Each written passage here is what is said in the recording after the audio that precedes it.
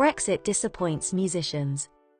After the much publicised uproar by artists and musicians, the UK government has confirmed that they will not be proceeding with trying to get visa-free travel for artists performing between the EU and the UK.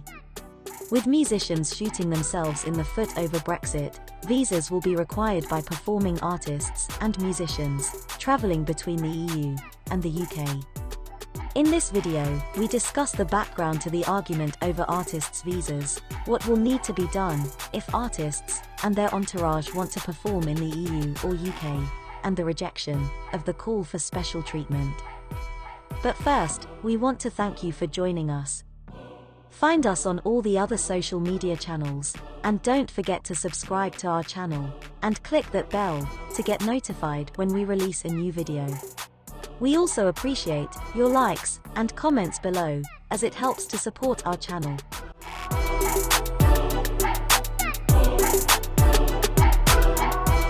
The British government has rejected demands to reach an agreement with the European Union to allow visa-free travel for musicians, post-Brexit, stressing that taking back control of borders should be Britain's first priority. Many of Britain's biggest music icons have accused the government of failing them, amid an ongoing row over visa-free travel between the UK and the European Union. Britain and Brussels have been in a dispute over visa-free travel, with each blaming the other over failings to agree to a deal. The UK government initially said that Brussels had rejected proposals, only for EU officials to rebuff the claims, arguing that Britain refused a deal in order to uphold its stance on freedom of movement.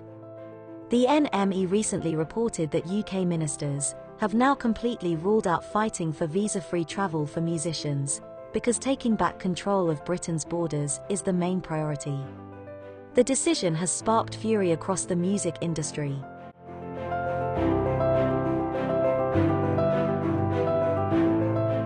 Now, many of Britain's biggest music stars have rallied to put pressure on the government.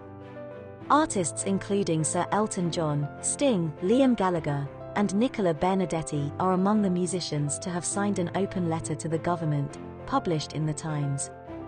The letter said, musicians have been shamefully failed by this government over post-Brexit travel rules. Other signatories to the letter include Ed Sheeran, Sir Simon Rattle, Radiohead, Shiku Khan Mason, Kim Wilde, Roger Daltrey, Glastonbury organisers Michael and Emily Evis, and Judith Weir, master of the Queen's music. The Who frontman and prominent Brexit supporter, Roger Daltrey, signed the letter despite his vocal support on Brexit, which drew the attention and ire of people on social media, who pointed out his backpedaling on the issue. Commenting on the current situation, Daltrey said, "I have not changed my opinion on the EU. I'm glad to be free of Brussels, not Europe. I would have preferred reform, which was asked for by us before the referendum, and was turned down by the then President of the EU. I do think our government should have made the easing of restrictions for musicians and actors a higher priority. Every tour, individual actors, and musicians should be treated as any other goods at the point of entry to the EU, with one set of paperwork. Switzerland has borders with 5 EU countries, and trade is electronically frictionless. Why not us?" Daltrey added.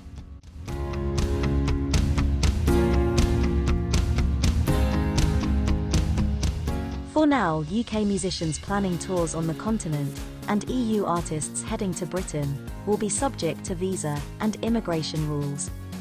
The lack of visa-free travel will increase touring costs and red tape, according to the letter.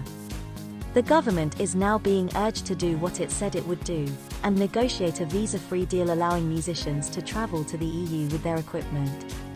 The letter said, "For the sake of British fans wanting to see European performers in the UK, and British venues wishing to host them, the deal should be reciprocal."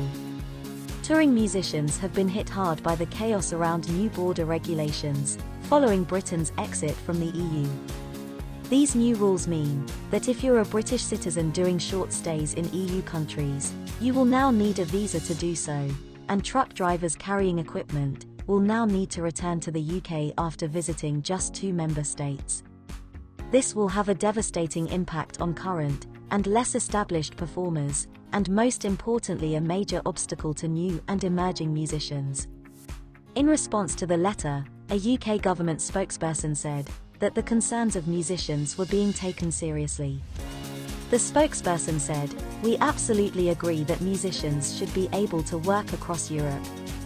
The UK government put forward a proposal, based on feedback from the music sector, that would have allowed musicians to tour, but the EU repeatedly rejected this.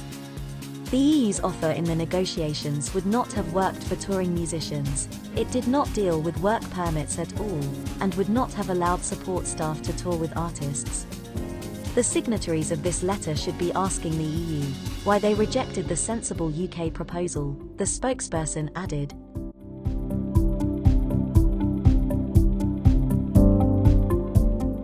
The general public has noted that, with the many people from different industries affected by Brexit's end of free movement, it would be unfair to single out musicians for special treatment.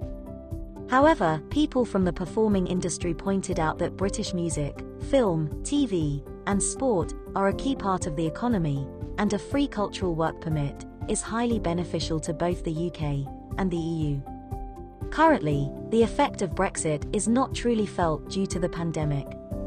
Hopefully, during this time the British and EU officials will come to an agreement.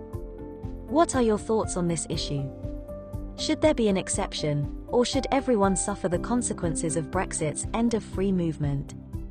Comment below. If you need assistance with a visa to Europe, the UK, or the US, including help with securing your travel arrangements, IAM can help. For visa advice, contact your IAM visa coordinator. Don't forget to subscribe and hit that bell for more travel and visa updates.